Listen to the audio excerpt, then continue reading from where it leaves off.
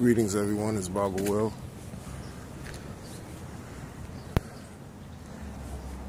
You know, many times we often find ourselves in situations where we're surrounded by people who are supposed to be close to us, people who you regard as family, close friends, or loved ones, who actually, they show you their true selves, and sometimes that true self can be very surprising and shocking, especially when certain things come into play, like deception, betrayal, lies, deceit. You know, when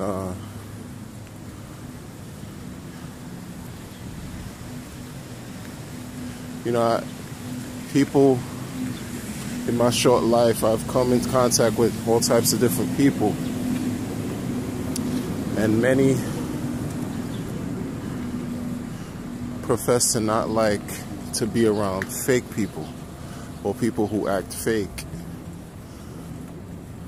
which makes sense. I mean, it makes sense, but sometimes, you got to take a look at your role. We have to take a stop and think about our role in these types of situations. What is it that, we're doing when we find ourselves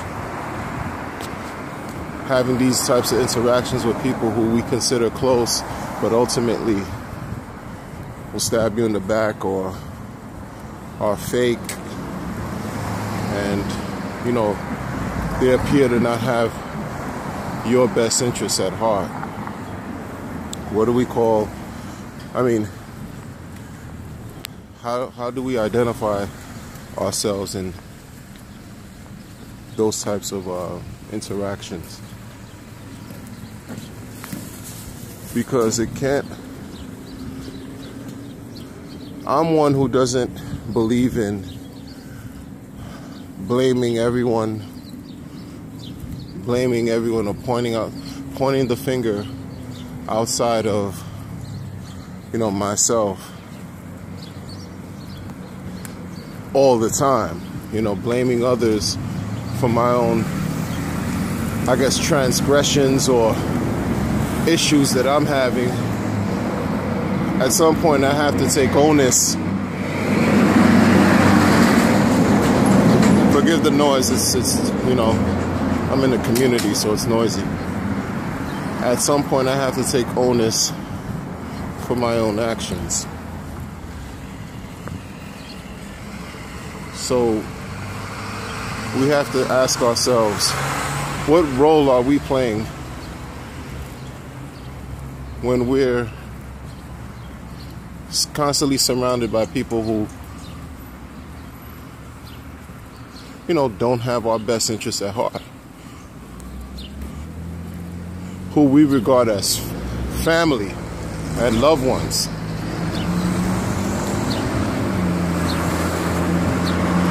I believe in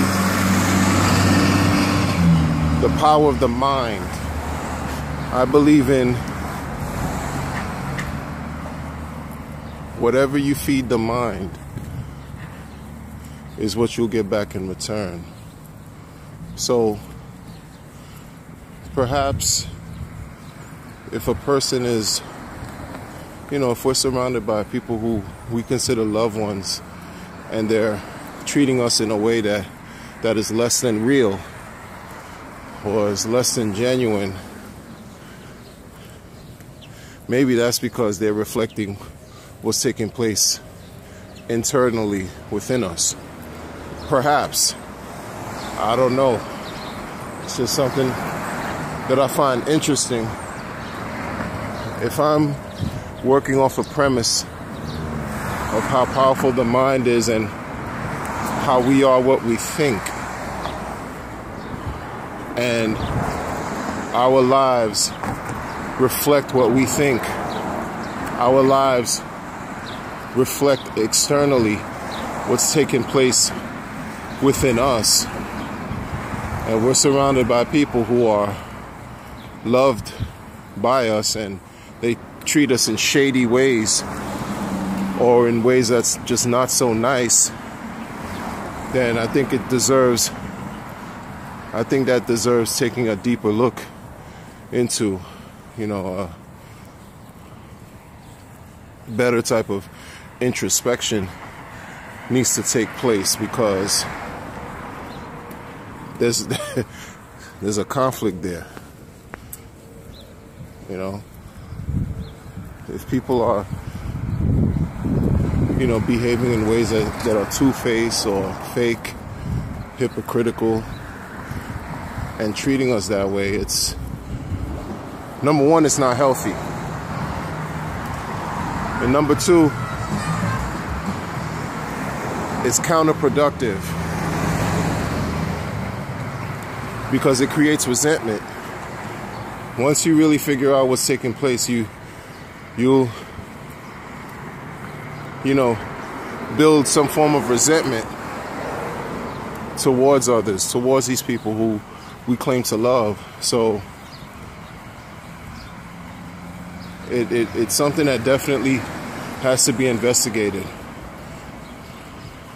I know quite a few people who talk about how they don't like people who create false images of themselves, and are hypocrites. But if you keep attracting, if that's the type of energy you're attracting from others, again, it's no judgment, but if we're reflecting what's taking place within us, and life is showing us how we feel about ourselves, I think it's worth, again, looking deeper into those things. Because then you have other issues that also come into play, like control, manipulation. And those are not so nice. Those, when you manipulate someone, or you're trying to control and overpower, dominate another person, it's not nice. It's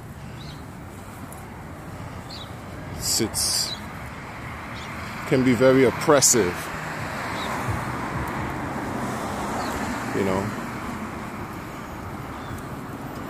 I think it's important to exercise our mind in a way where we value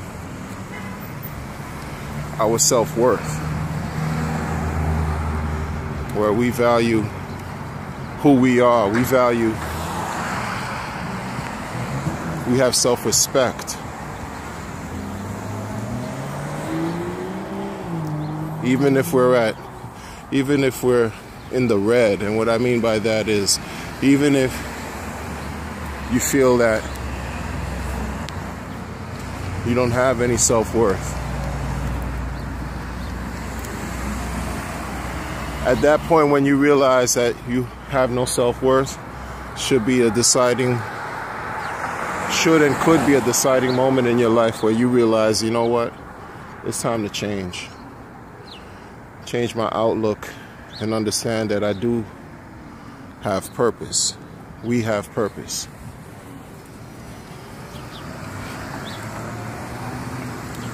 I believe that the deciding and defining moment in understanding, the value you bring to the table is once you know you have purpose, then you can grow and build from that. And we all have a purpose. We have a journey that we walk. We came from a special place, and we're going to a special place. And in between, in this thing called life, we might as well make it worthwhile, try to make it fulfilling, try to make it exciting and adventurous to you, because it shouldn't be boring. It should have meaning and be enriched with different forms of symbolism.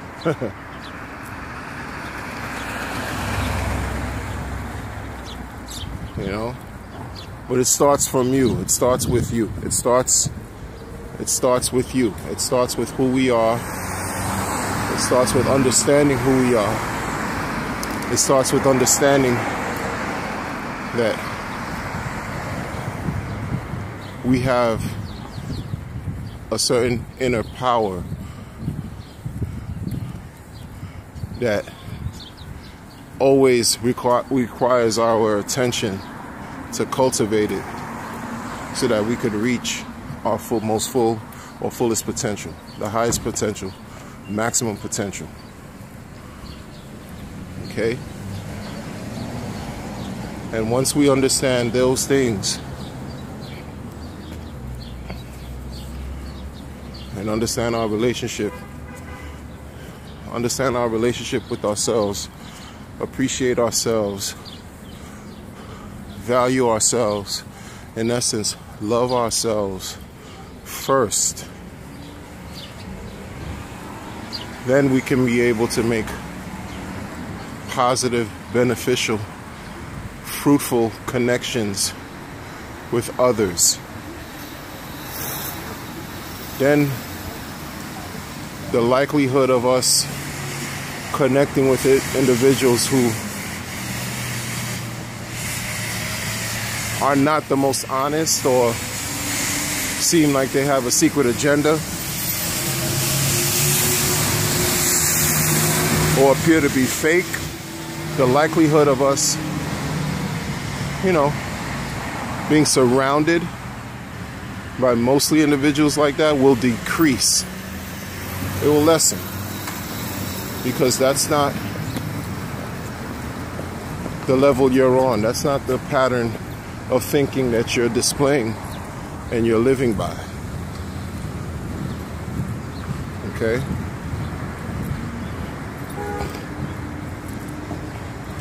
Don't be fake with yourself. Don't fool yourself, because we have to live with ourselves. So try to be as forthcoming with you. Doesn't matter who else needs to know. No one needs to know. That's between you and you. Try that. And sometimes they say, when you surround yourself with truth, or when you live as close to the truth as possible, you'll have no friends.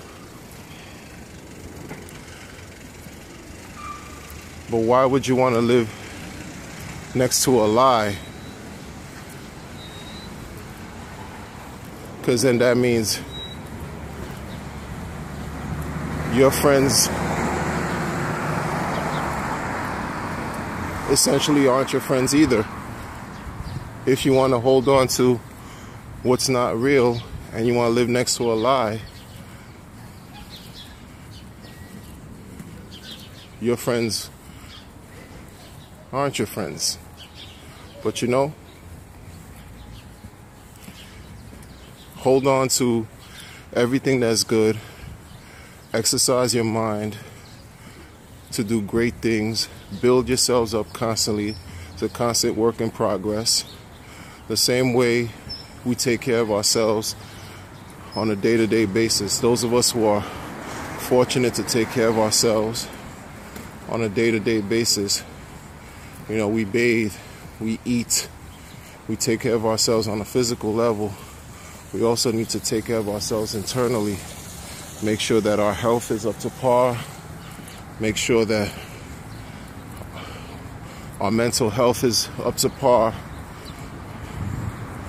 Make sure that we attract what we want out of life, because we claim it. Claim it first.